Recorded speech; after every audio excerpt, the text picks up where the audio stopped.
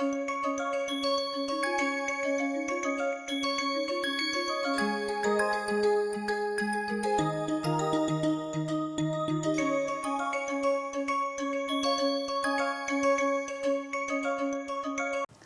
everyone and welcome to the week 8 session 4 of the course on pharmacognosy and phytochemistry. Now in the previous session we have started with a new set of pigments which are present in the plants, and those are called as quinones. Quinones are diketone derivatives, and if you remember, depending upon where they are substituted, you had benzoquinones, naphthoquinones, anthraquinones, phenanthraquinones, and if you recollect, you can even go to microbial families to find compounds such as tetracyclines, which are also quinoidal derivatives. Now in this particular session we will dwell into one particular class of quinones, and those are naphthoquinones. So naphthoquinones are based on a naphthalene nucleus. So if you pick up naphthalene, which is a dibenzene nucleus, and if you attach a diketone moiety to it, you get what are called as naphthoquinones. Now depending upon where this diketone moiety is attached, you could have a 1,2 quinone or you could have a 1,4 quinone. Now take a case, say suppose if you have this particular type of functionality, this is called as 1,4 quinone. The reason is this is 1, this is 2, this is 3, this is 4. So this is a typically 1,4 quinone. But in some cases what might happen is you might come across quinones which are ortho substituted. So in this case they are called as 1,2 naphthoquinones. So if this is a naphthalene moiety, you can attach this, complete the unsaturation, and you will find this is a typical example of 1,2 naphthoquinone, whereas this is an example of 1,4. So all these three are examples of 1,4 quinones. Now depending upon that, you might have different quinones coming from different species. Now quinones being oxidoreductive pigments, they are dispersed in plants, fungi, bacteria, even in marine organisms, where they contribute to nice hues, colorations, and also help in the electron transportation. So these are examples of few quinones. You have plumbagin, which comes from your plumbago plant, lawsone, which is there in henna, and alkana, which is there in Ratanjot. So if you remember your quinones, the quinones are biosynthesized.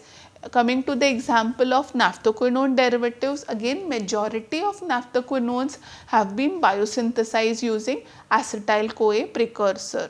So this acetyl-CoA precursors, we require 6 such units of acetyl-CoA precursors. Just to be precise, this is 1, this is 2, this is 3, this is 4, this is 5, and this is 6. This is the carbonyl, the last one.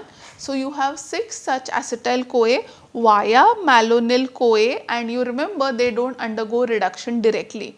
So this is the first cyclization as we saw in the previous session. The second cyclization followed by oxidation as well as elimination. So this will get eliminated, and what you get as an outcome is you have what are called as your naphthol 1,4 quinone derivatives. A good example of that is plumbagin, because this methyl is retained in plumbagin. So from plumbago you get plumbagin. This is how it is biosynthesized. So few plants containing quinones or naphthoquinones that we are studying today are Lawsonia inermis, or commonly referred to as henna, Plumbago zeylanica, or commonly referred to as chitrak, and Alkana tinctoria, commonly referred in India as Ratanjot. So let's start with a simple humble plant, henna.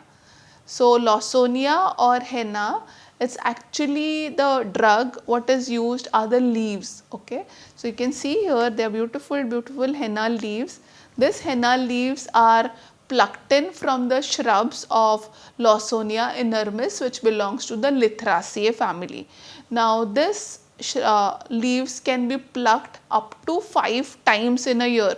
So once you have fields containing henna plants, you can have multiple harvests, and it is said that of the harvest that is collected in July, immediately after the summer season, is said to be loaded in pigments, whereas the harvest that is generally collected during the colder season such as February, they say the pigment value is generally less for that. Now this plant is cultivated, you will see a significance of henna in the Middle East culture, in the Southeast culture. So it's cultivated there, it's cultivated in North Africa, Southeast Asia, in India as well as in Persia. It's also used enormously in those regions as as a beautiful ink which you can use on hand, that is called as mehendi, and it is also used for coloring your hair. So also used as a hair colorant. So in all these regions, especially the North African, Southeast as well as in the Indian subcontinent, it is used for ornamental purposes as well as for as a hair colorant. So this Lawsonia, what does it contain? Now this Lawsonia contains a quinone derivatives, more specifically a naphthoquinone derivative called as lawsone. But if you observe something with your mehendi is, if you use your mehendi directly unstained, or if you use your mehendi directly untreated, the stain is very less. People often allow mehendi to mature. What happens is, apart from lawsone, the henna also contains certain glycosides of naphthoquinones as well as lawsone. So during the process of maturing, where you soak the mehendi in water or keep it with slightly acidic, you can just squeeze lime or put it in teas which is more acidic in nature. So this acidic conditions create an optimal environment for hydrolysis of the sugars to yield a free quinone derivatives. Now this quinone derivative, especially the naphthoquinone derivatives, occur or is said to occur in 3 forms. Now this is your 1,4-quinone. Some of the postulates state that in some cases that it can even found in a trione form, but it is very unstable there.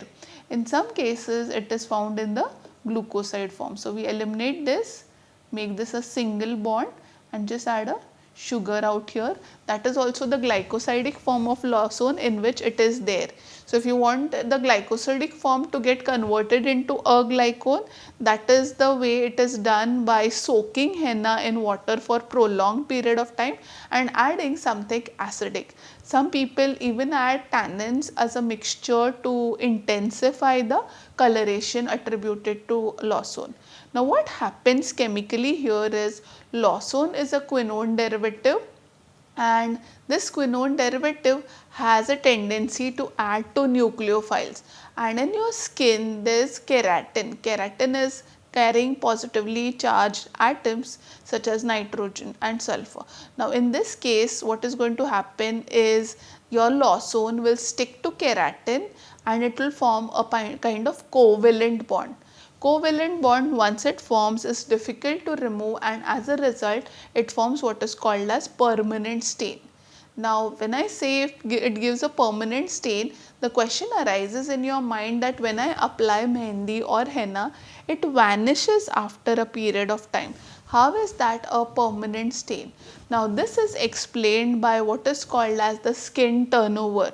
So your skin replenishes the cells and the older cells are kind of washed off during the cleaning when you do hand washing. So the older cells are discarded. Now imagine putting mehendi on your hand. Now your lawsone has formed a permanent covalent bond with keratin. Now this cell is aging, and as it ages, it will get dislodged from your skin in a way to eliminate the older cells. So during the washing, during the scrubbing, the cells get eliminated and is replaced by new cells. But new cells are no longer bound to the lawsone, and as a result, slowly your mehendi fades away. So the rate at which your mehendi fades away is actually the rate at which your skin produces new cells. So when your mehendi diminishes at a very fast rate, we should be happy that our rate of skin regeneration goes very quickly. Same applies to hair, but what happens during repeated washes, the hair sheds off certain cells, and these cells are often in some cases bound to keratin, so that some loss in the pigmentation is there, and as a result the color becomes lighter over a period of time. Not only Lawsone, your henna also contains isoplumbagen, which is a quinone derivative. You have a lawsoniazide. Now lawsoniazide is nothing but a what is called as diglucoside. Now imagine attaching this to your sugar. So you have your all, you have your diglucoside, and that is what is called as lawsoniazide. Then you have your lallioside, lawsoniazide B, then you have your syringoside, daphnoriin, henadiol. All of this contribute in a way to give a good conducive environment for your henna or your lawsone to bind in. Now apart from that, there are different other classes of ingredients which include your lupine derivatives such as 20S, 3 beta 30 dihydroxy lupane. Then you have your lonermis acid. Then you have xanthones. Xanthones are tricyclic analogues which also are in between your quinones and flavones. So those are your xanthone classes. We have your lactanthones 1, 2, 3. We also have coumarins present in henna, and that is your lacoumarin. Apart from that, few flavonoid and their glycoside derivatives which are present in henna includes luteolin, its glycoside, and some other compounds such as minute traces of fats, resins, and tannin derivatives, oftenly referred to as henna tannins. Now where do you use henna? Henna is used traditionally also as a medicine in treatment of jaundice.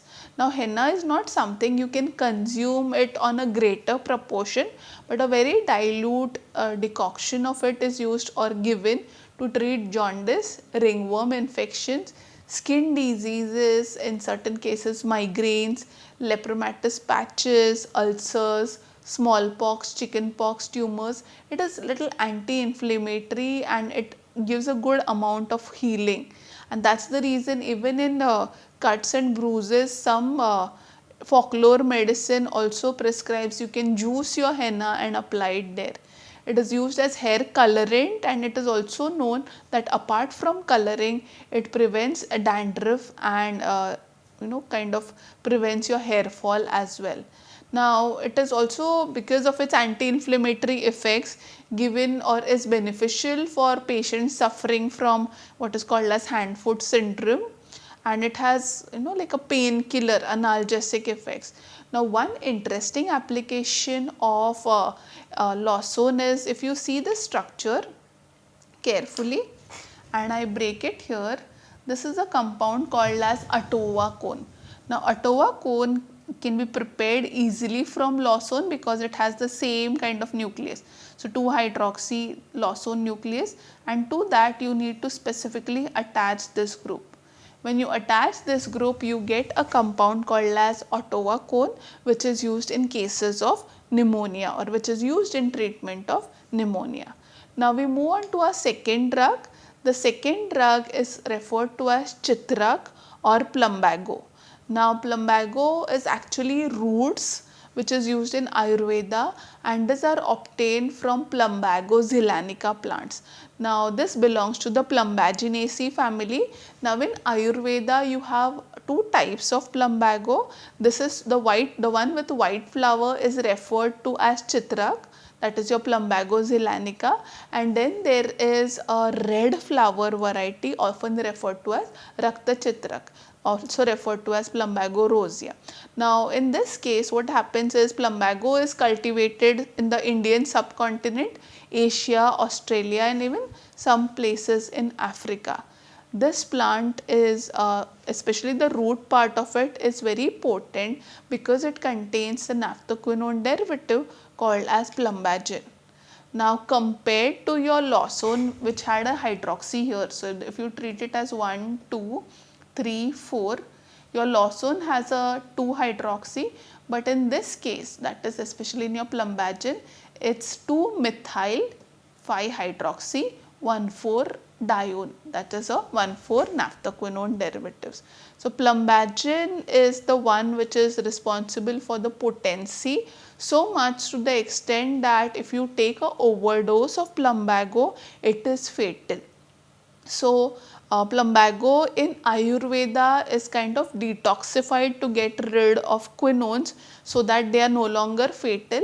Now apart from plumbago, the other quinones are also present. The other quinones are often a dimers of plumbagin. Just to give you an example, you can see in this case what is happening here is this 1, 2, 3. I am just putting here 1 dash, 2 dash, 3 dash. So you have your 3 dash diplumbagin derivative, which is your chitranone.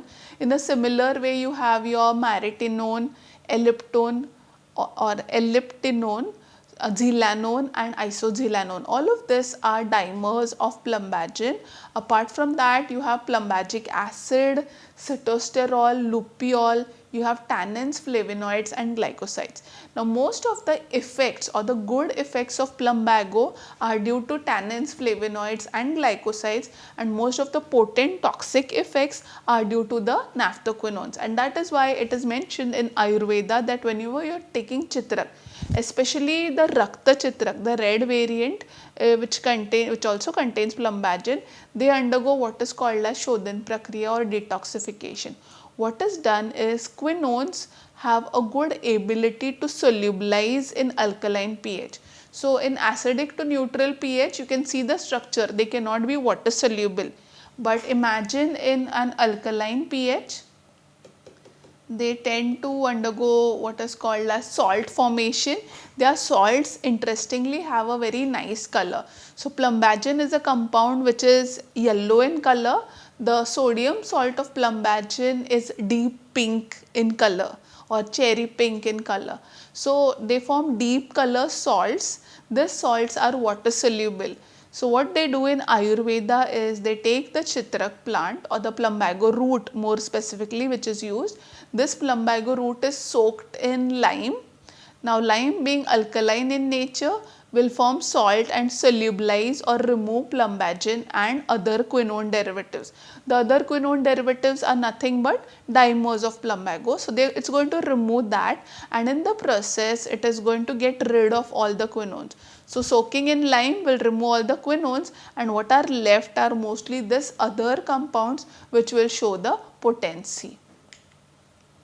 So where all it is used in Ayurveda, it is used for treatment of rheumatic pain, dysmenorrhea, carbuncles, basically those pus filled outgrowths which appear on the skin. Contusions are basically, when you get wound or bruised, you'll see a blackish coloration due to, blood being accumulated in the regions, often resulting from a minute capillary burst. Those contusions of extremities, even ulcers, are something your plumbago extracts can easily treat. It is used in elimination of intestinal parasites. It's very common for most of the quinones to show this activity. It is also used in treatment of flatulence, dyspepsia, piles, intermittent fever, because it's slightly bitter. So that property somewhere helps in treatment and mitigation of fever, muscular rheumatism. Now apart from that, after purification using modern scientific methods, plumbagin is also reported and proven to show antimicrobial, anti-malarial, anti-inflammatory, anti-cancer as well as anti-atherosclerotic activities. Now we move on to the third beautiful pigment containing drug, and that is your alkana. Alkana is often referred to as Ratan Jot. So if you see the color of your lal tel, especially your Dabur lal tel, that red color is attributed to Ratan Jot. Not only that, if you have heard of a famous Kashmiri dish called as Rogan Gosh, which is a meat based dish, it is said that the color for that dish is mainly derived from spices, and in that spices one of the element is your alkana root, which also contributes to the color of this curry. Now alkana is a big genus, and then it consists of many species. The chief one of it is your Alcana tinctoria, but other 17 such species are also counted and synonymously used as Alcana. All of them belong to Boraginaceae family member and are more indigenous to Mediterranean region. So they grow mostly in your southern Europe to Mediterranean region and in some places in Iran. In India also you will find few species of Alcana growing there in Kashmir, and that's the reason you put it in the gravy Rogan Josh, which is more common in that part of the Indian geography. So this plant bears beautiful blue flowers, and if you dig the roots are the ones which are responsible for the color. So if you see here intensely blackish and or blackish bluish you can say, but if you kind of put it in oil or soak it in oil, they leach this red color pigment. Now if you break this root completely, the internal side of it will reveal a whitish core which is more of starchy material. Now in terms of chemical composition, Alcana contains naphthazerin derivatives, what are also called as hexenyl naphthazerin derivatives. Now be careful, this is not isoprene, this is not 5, this is 1, 2, 3, this is 4, 5, 6.